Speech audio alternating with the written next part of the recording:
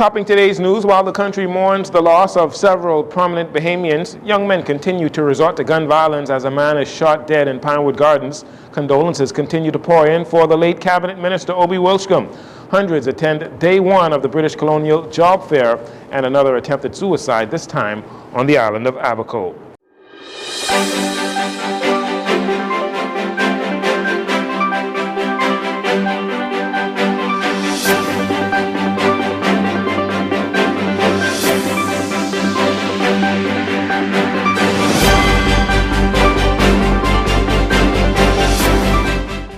Good evening, Bahamas. I'm Jcn Saunders. This is your JCN Evening News. It is a pleasure to have you join us.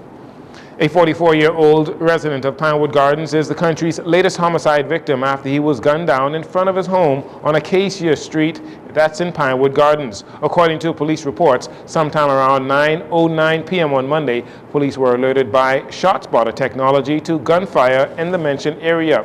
The preliminary reports say that the victim was standing outside his home with another male and a female when the occupants of a black Nissan Note pulled up. The occupants produced a firearm and shot the victim multiple times about the body. The suspects fled the scene in the vehicle that was last seen heading north.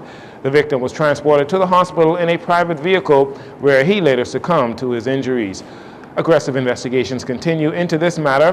Police are appealing to members of the public who may have any information as it pertains to this incident or any other criminal matter to contact the Criminal Investigations Department, CID, or you can contact Crime Stoppers anonymously at 328-TIPS. That's 328-8477. Condolences and tributes continue to pour in following the shocking death of parliamentarian Obi Wilchcombe, who died early Monday morning in West End, Grand Bahama. Paying respects to their colleague, government cabinet ministers shared fond memories. Minister of Labor and Public Service Pia Glover-Roll describes Mr. Wilchcombe as a mentor. Becoming a candidate and then becoming a member of parliament, our relationship continued as he was a mentor to me. We met frequently, speaking about the way forward, speaking about development and mentorship of young people. And he and I said, it doesn't take a woman to drive women's rights issues, equity and equality issues. And I said to him, you're the Minister of Social Services, but I'm going to be in the background, making sure that you're accountable in all of the conventions and everything that we need to get done in terms of progress for women. I'm going to be behind you pushing it. I'm going to hold you accountable. And that's what we did. He was respected across party lines. He was fair.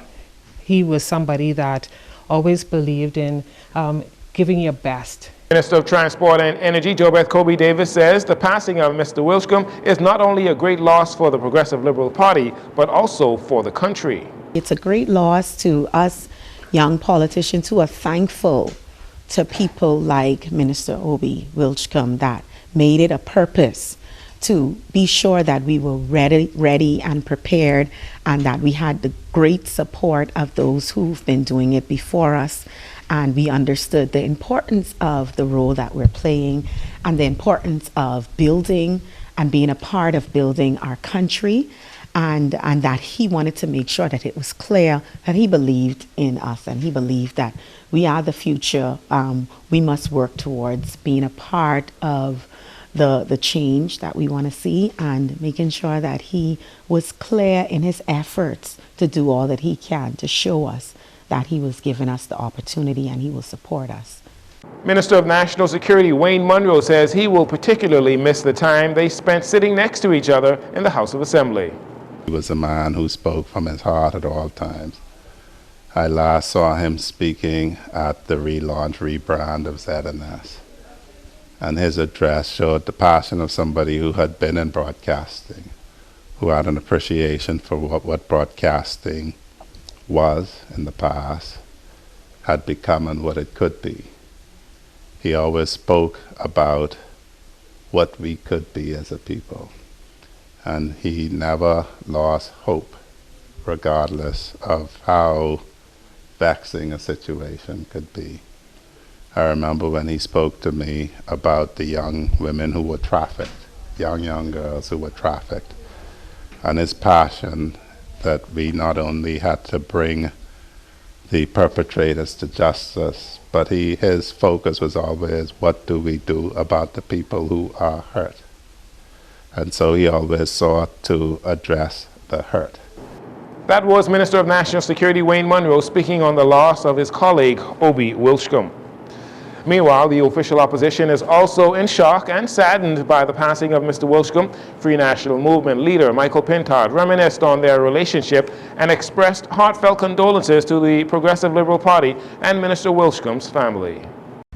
We became familiar with Obi Wilchcombe primarily as a young journalist who was articulate, well-researched, and had a penchant for quoting history.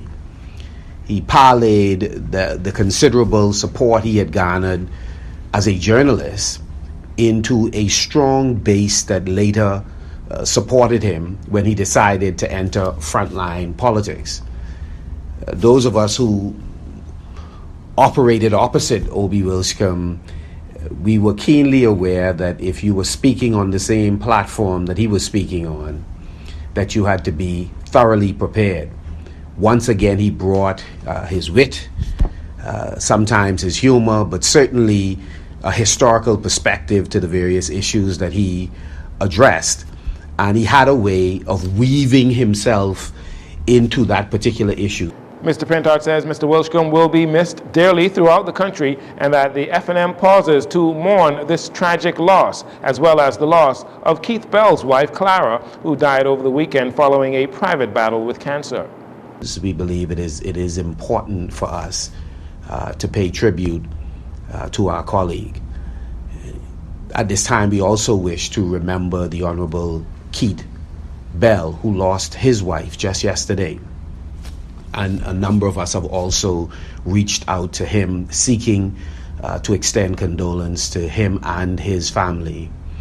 And as we grieve for our colleagues, we also grieve with many Bahamian families who today, from different vocations, different walks of life, are traveling the same journey of grief.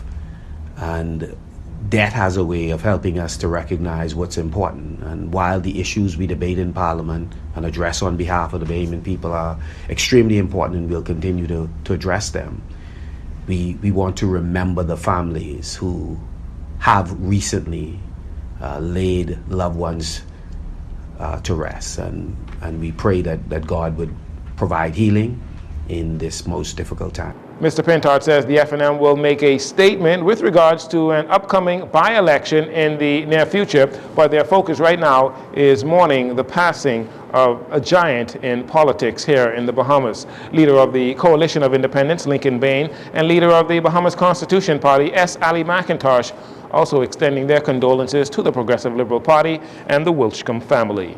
The newly appointed minister with responsibility for social services, information, and broadcasting, Obi Wilchcombe, passed away, some would say, at a youthful 64 years old. Founder of Jones Communication Network and the Bahamas ambassador to the United States, Wendell K. Jones, says he too was left in shock upon hearing of Mr. Wilchcombe's demise. I remembered the poet who said that the death of every man reminds me how weak and frail I am, and every death diminishes me because I am involved with mankind. I have known Obi Wilchcombe for about 50 years, and whether he was in broadcasting or in politics, I admired the way he conducted himself, the manner of his bearing, so to speak. Obi Wilchcombe was an excellent reporter and covered many assignments around the world with the father of the nation, Sir Lyndon Pindling. Ambassador Jones goes on to speak fondly on Minister Wilchcombe's political career, beginning under the tutelage of former Prime Minister Sir Lyndon Pindling. Indeed, he became such a mentee of Sir Lyndon that he was encouraged to run for the chairmanship of the Progressive Liberal Party, which he served for many years. And then, of course, being a Grand Bahamian, he ran for the seat in West End at Bimini and won on several occasions.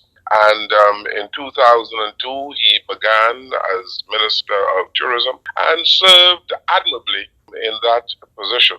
He carried the flag of the Bahamas and promoted the Bahamas around the world with tremendous competence, and our tourism industry benefited from his intelligence, his expertise, and the manner in which he conducted business. Ambassador Jones said there is no doubt the nation recognizes the contributions of the late minister in the fields of both journalism and politics. In the meantime, a by-election must be held for the West End and Bimini constituency no later than 30 days after the seat has been vacated. And finally, in this segment, hundreds of job seekers lined up at the Andre Rogers Baseball Stadium today as the British Colonial Hotel two-day job fair began with a search for line staff as the hotel is set to reopen in December. General Manager at the British Colonial, Dan McDermott, thanked the government for allowing them the use of the new baseball stadium. The hotel is opening actually early to mid-December. I know there was some miscommunication out there about us opening in October. It's actually we hope to get people hired by the time we get through this process. Probably around mid-October we'll start actually doing the real hiring. Right now we're just screening and we're finding great candidates. But as you can see, there's lots of people here. And I think this stadium and the facilities are spectacular. I think it works really, really well for us as a central location. And I think the facilities have been unbelievably helpful in helping us orchestrate everything that we have going on here today. And I think the location being centrally located as far as parking and being able to have everybody covered on the stands. If it does start to rain for some reason, we've got a lot of different safeguards here. We've got great restrooms, great air conditioning during the interview process. So I think it's a nice environment in which to conduct a job fair like this. Mr. McDermott says on Wednesday they will seek to interview candidates for supervisory and managerial positions. He says there is a chance that more than 300 jobs will be filled. I think you have to understand from the hotel's perspective, it's not going to be 100% open at the same time. So it might be positions that we identify candidates that maybe we bring them on a little bit later as we open up certain restaurants, maybe trailing a little bit behind other restaurants just because of normal operating and construction constraints. So, we'll bring everybody on. It's just, again, it's also a ramp-up period when the hotel is being built and when certain outlets are open. The British Colonial Job Fair continues on Wednesday morning and goes until 4 p.m. on Wednesday. We'll take a break here. We'll be right back after these commercials.